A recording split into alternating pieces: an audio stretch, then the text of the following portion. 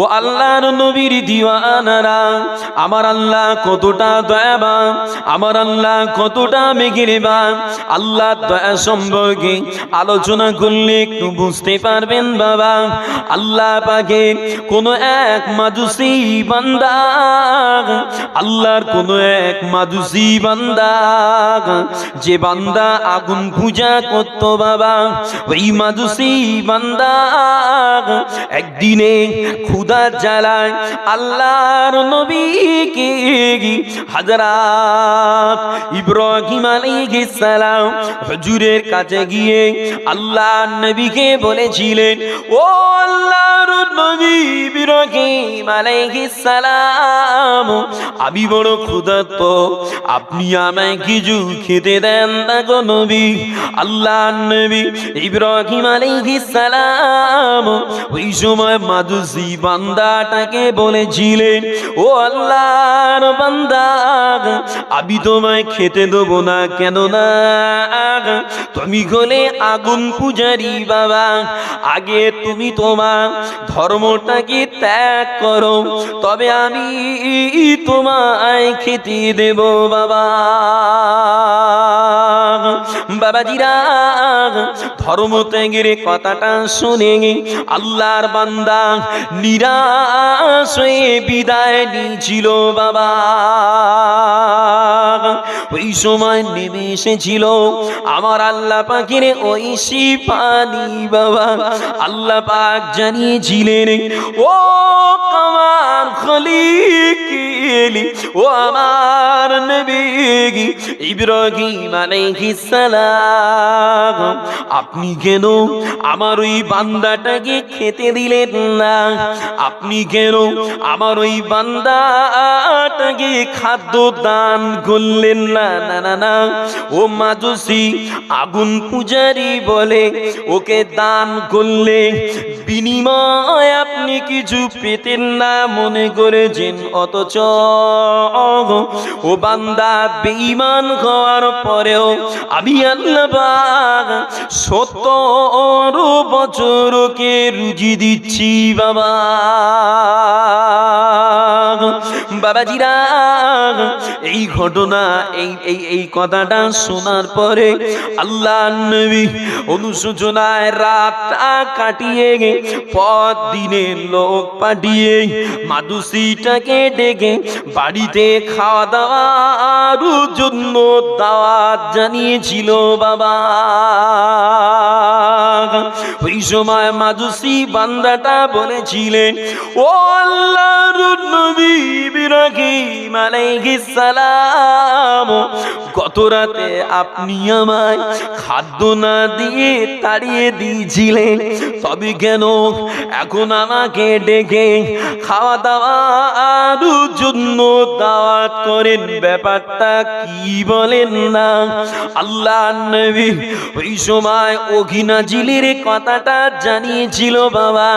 ওহী নাজিলের কথাটা শুনে মাজুসিটা বলেছিলেন, ও আল্লাহর নবী ইব্রাহিম আলাইহিস সালাম, যে আল্লাহ পাক আমার সামনে এমন আচরণ করে, যে আল্লাহ পাক আমার জন্য এমন দয়া করে, আর আমি কি না ওই আল্লাহর ইবাদত খানা ছেড়ে শিরকের পথে জিন্দেগি কাটাই? না না না, আপনি আমায় কালেমা পড়িয়ে দেন, আমি সাক্ষী দিচ্ছি আল্লাহ ছাড়া কোনো মাবুদ নাই, আর আপনি হলেন আল্লাহ পাকের প্রেরিত পয়গম্বর।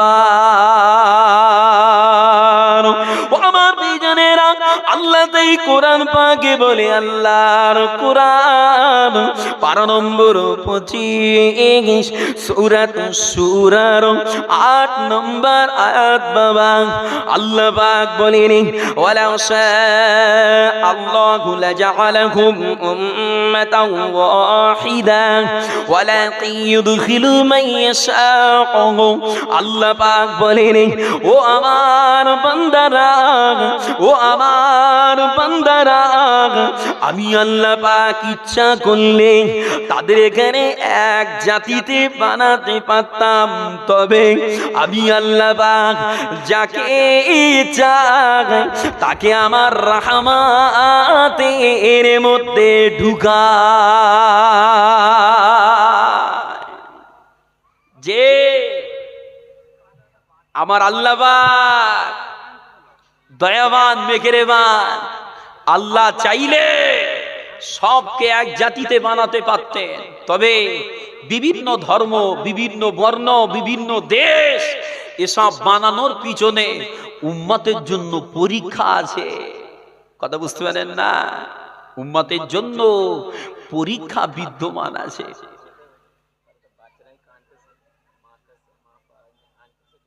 কোথায় আছে সে বাচ্চা? অনুসন্ধান অফিসে দিয়ে আসেন। একটা বাচ্চা পাওয়া গেছে, কান্নাকাটি করছে। জলসার অনুসন্ধান অফিসের ওখানে রাখা থাকবে, নিয়ে যাবেন। যান, চেষ্টা করবেন না, পেলেই ডিস্টার্ব করতে আসবেন।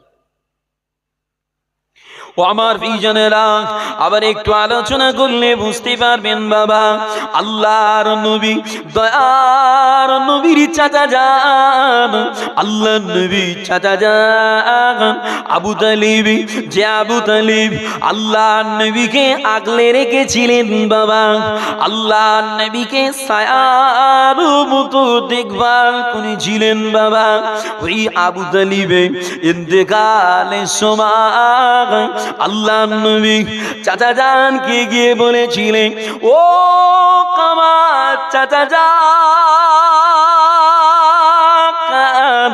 ও আমার চাচা জান, বিদায় বেলা একটা বার কালেমা শরীফ পড়েন না চাচা। চাচা জান, এতদিন আপনি আমায় আগলে রেখেছেন চাচা। এই মক্কার বেঈমান উমারে ফারুক হুজুর কালেমা পড়ে মুমিন করেছে চাচা। ওই মক্কার কত গরিব অসহায় গোলামেরা কালেমা পড়ে নিয়েছে চাচা। চাচা জান, আপনি একটা বার কালেমা পড়লেন চাচা, আমি আল্লাহর নবী কিয়ামত হাসরের মাঠে আপনার নাজাতের জন্য জামিনদার হব চাচা। বাবাজিরা, আল্লাহর নবী বারবার চাচা জানকে বলে, আর চাচা জান বারে বার মুখটাকে ঘুরিয়ে ঘুরিয়ে লাই বাবা। ওই অবস্থা খানা দেখে আমার আল্লাহ পাক কালাম নাজিল করে আল্লাহর নবীকে জানিয়েছিলেন। আল্লাহর কোরআন পারা নম্বর 20 সূরা কসাসের 56 নম্বর আয়াত বাবা।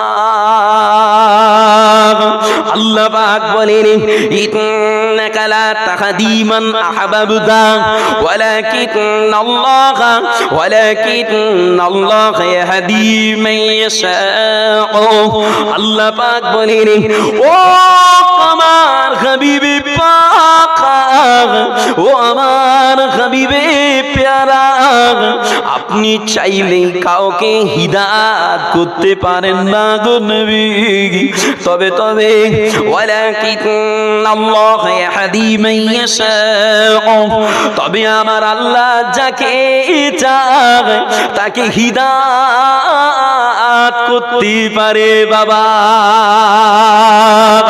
ওহুয়া আলামু বিল মুহতাদিন, আর কে হিদায়াত হবে আর কে হিদায়াত হবে না এটাও আমার আল্লাহ ভালো জানে বাবা। যে হাবিবে পাক, আপনি চাইলেই চাচাকে কালেমা পড়িয়ে মুমিন বানাতে পারবেন না। কেন? হেদায়েতের মালিক তো আল্লাহ। তাই একটা কথা বলি আমি সব জায়গায়, আপনাদেরও বলছি, একটু নামাজ পড়তে পারছেন, একটু রোজা করতে পেরেছেন, একটু আল্লাহর তাসবিহ করতে পারছেন বলে নামাজ পড়ে বার হয়ে 4 জন বেনামাজিকে দেখে ঠিল্লি করেন না, 4 জন বেরোজগারকে দেখে গাল দেন না, 5 জন বেনামাজির গীবত করে বেড়ান না। কেন? জমিনে কারো ক্ষমতা নাই, আল্লাহর দয়া ছাড়া একবার সুবহানাল্লাহ পড়ে ঠিক না ভুল বলছি বাবা? সমাজে কিছু মানুষ আছে নিজে একটু ইবাদত করতে শিখেছে বলে গোষ্ঠী সমেত উদ্ধার করে দিচ্ছে বেনামাজিগুলোর, আছে না? না, যে একদম না। আল্লাহর কাছে বেনামাজিদের জন্য দোয়া করেন, আল্লাহ ওদের নামাজি বানান। আপনি আমার উপরে যেমন দয়া করেছেন আমার নবীর আর উম্মতগুলোর উপরেও দয়া করেন, দোয়া করে। কাউকে রাস করে কাজে টানা যায় না, গাল দিয়ে কাজে টানা যায় না, ভালোবাসা মোহাব্বত দিয়ে যতটা কাজে টানা যাবে। কি ঠিক না ভুল বলেন বাবা? আমার আল্লাহর দয়াই আছে, আল্লাহর রহমত আছে, সেটা কাজে লাগাতে হবে। তাই বলে যারা এখনো নামাজ পড়ছেন না, বেনামাজি হয়ে থাকেন না রে ভাই।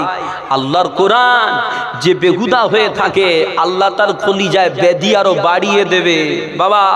অতএব নিজে একটু চেষ্টা করে 2 কদম আগিয়ে আসেন। আমার আল্লাহ বড় দয়াবান, ইনশাআল্লাহ আল্লাহ আপনাকে রহমতের কোলে টেনে নেবে। বলেন সুবহানাল্লাহ। ও আমার প্রিয়জনেরা, আবার একটু আলোচনা করলে বুঝতে পারবেন বাবা আবার আল্লাহ পাক কেমন বান্দা বান্দীদের গায়ে দয়া দেখায় বাবা।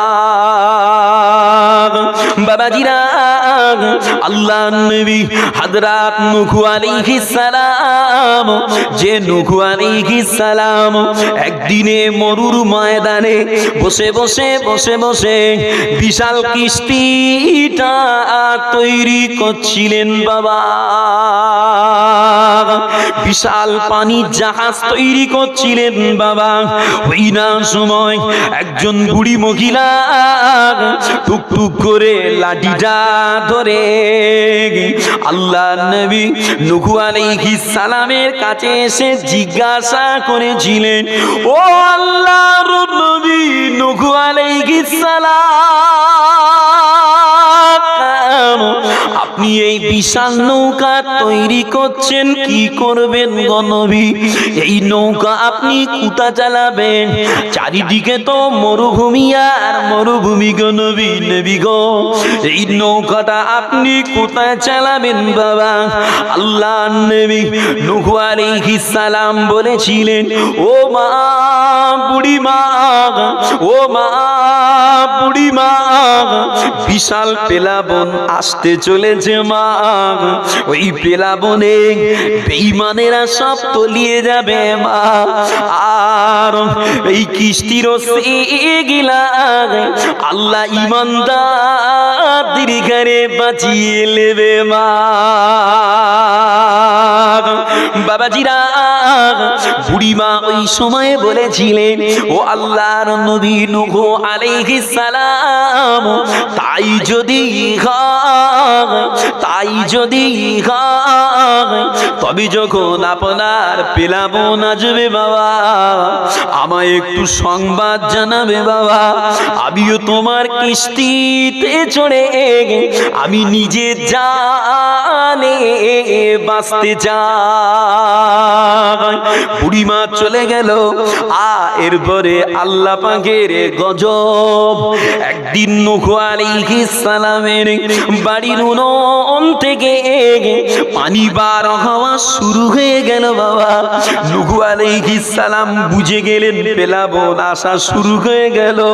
ওই সময় আল্লাহর নবী আপন উম্মতদের নিয়ে সৃষ্টির প্রাণীকুল উদ্ভিদকুল জোড়ায় জোড়ায় কিস্তিতে তোলার কাজে এমন ভাবে ব্যস্ত হয়ে পড়েছিল বাবা, বুড়িমার কথাটা আল্লাহর নবী ভুলে গিয়েছিল বাবা। আস্তে আস্তে পেলাবনের পানি বেড়ে গেল, জাহাজটাও ভেসে গেল। ওই জাহাজ একদিন দুদিন করে করে কম বেশি 40টা দিন পেলাবনের পানিতে ভেসেছিল বাবা।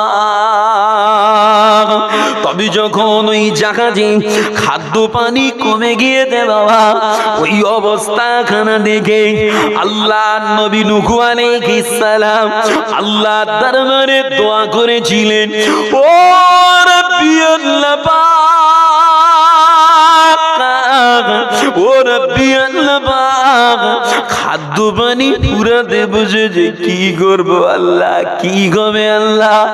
আল্লাহ নবীর দোয়া আমার আল্লাহ পাক কবুল করে নিয়ে আস্তে আস্তে পানি কমিয়ে ওই জাহাজটা যদি পাহাড়ে ঠেকিয়ে দিয়েছিল বাবা। আস্তে আস্তে পানি কমে গেল, জমিনটাও দেখা দিল। কিস্তির উম্মতেরা পেরানি গুলেরা এক এক করে জমিনে নেমে পড়ছে বাবা। ওই রকম একটা সময় কোথায় ছিল বুড়িমা? বুড়িমা লাঠি গানা ধরে টুকটুক করে আল্লাহ নবী নূহ আলাইহিস সালামের কাছে এসে নূহ আলাইহিস সালামকে বলেছিলেন, ও আল্লাহর নবী নূহ আলাইহিস সালাম, আপনি বলেছিলেন পেলাবন আসবে বাবা। বাবা রে, তোমার পেলাবন কবে আসবে বাবা? আমি সেই অপেক্ষায় বাড়িতে থাকি, কখন আপনি আমায় কিস্তিতে ওঠার জন্য ডাকবেন বাবা। বাবাজিরা, নূহ আলাইহিস সালাম বুড়িমাকে দেখে অবাক হয়ে গিয়ে বলেছিল, ও মা বুড়িমা কোথায় ছিলে মা? পেলাবন তো এসেছিল মা, বেঈমানেরা তলিয়ে গেল মা বুড়িমা। আর আমার এই কিস্তির শিলায় আমার আল্লাহ পাক ইমানদারদের গাড়ি বাঁচিয়ে দিয়েছে মা বুড়িমা। তুমি কোথায় ছিলে মা? আমি তোমার কথা একেবারে ভুলে গিয়েছিলাম মা। বুড়িমা ওই সময় বলেছিলেন, ও আল্লাহর নবী নূহ আলাইহিস সালাম, যে আল্লাহ পাক কিস্তির ওসিলায় ঈমানদারদের বাঁচিয়ে দে বাবা, ওই আল্লাহ পাক আমার কুড়ে ঝুপড়ির ওসিলা আমাকে বাঁচিয়ে নিয়েছে বাবা। একটু জোরে বলেন না সুবহানাল্লাহ। ও আমার বিজনেরা, আল্লাহ তাই কোরআন পাকে বলেন, আল্লাহর কোরআন পারা নম্বর 6 সূরা মাইদার 23 নম্বর আয়াত বাবা। আল্লাহ পাক বলেন, ওয়া আলাল্লাহি ফাতাওয়াক্কালু ইন কুনতুম মুমিনিন। আল্লাহ পাক বলেন, তোমরা আল্লাহর উপরে ভরসা করো, তোমরা আল্লাহর রহমতের উপরে আস্থা রাখো। আর মুমিনদের উচিত আল্লাহর রহমতের উপরে ভরসা করা। যে হাজার সাইক্লোন চলে গেলেও মুমিনের ভরসা রাখতে হবে কার উপরে? আল্লাহর উপরে বাবা। কিয়ামত হাসরের মাঠে জমিন হবে কটা? এক কথা বলেন, একটা জমিন হবে তো? কিয়ামতের মাঠ একটাই মাঠ, একই জমিনে আসমানে সূর্য হবে কটা? একটা। মুখ হবে কটা? 12টা। 12 দিক দিয়ে সূর্য কিরণ দেবে, জমিন পুড়ে তামা হয়ে যাবে বাবা, তামা হয়ে যাবে। ওই জমিনের নিচে, একই জমিনে কিছু মানুষ সূর্যের তাপে আর নিজের পাপে ঘর্মাক্ত হয়ে হাবুডুবু খাবে বাবা। আবার কিছু মানুষ একই সূর্যের নিচে, একই জমিনে আরশে মওলা ছায়া পেয়ে তৃপ্তিতে, খুশিতে, শান্তিতে কাটাবে। বলেন না সুবহানাল্লাহ। জমিন একটা, কিন্তু একই জমিনে কারো জ্বলবে আর কারো খুশ হবে, কারো ভালো হবে। এটাই আমার আল্লাহর কুদরতের খেলা বাবা। দুনিয়ার জমিনে সব বেঈমান তলিয়ে গেল, দুনিয়ার জমিনে সব বেদিন নাস্তে নাবুদ হয়ে গেল, কিন্তু বুড়িমা কিস্তিতে না উঠেই কুড়ে ঝুপড়ির ভিতরে থেকে বুঝতে পারিনি পেলাবন কি জিনিস। বললেন না সুবহানাল্লাহ? আর জোরে হলো না সুবহানাল্লাহ? বাবা, যে আমার আল্লাহর হয়, আমার আল্লাহ, কথা বলে না, আল্লাহ তার হয়। যে আল্লাহর হয়, আল্লাহ তার হয় বাবা। আর একটু ভালো করে বুঝালে বুঝবে, আসমান থেকে বৃষ্টি হয় না?